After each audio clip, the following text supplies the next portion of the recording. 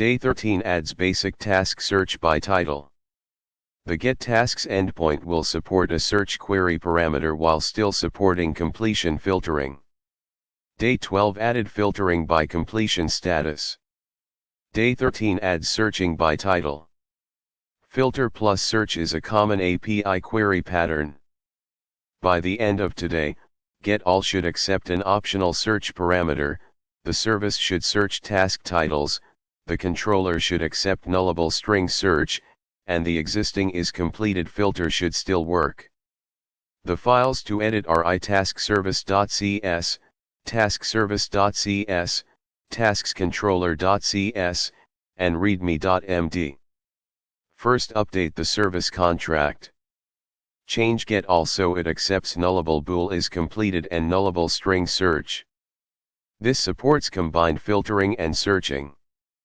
Next, update the service query.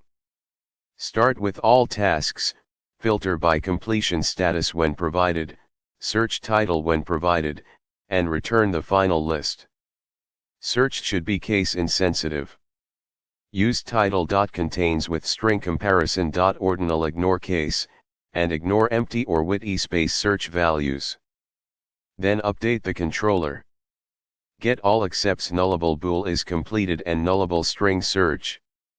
ASP.NET Core reads both values from the query string automatically.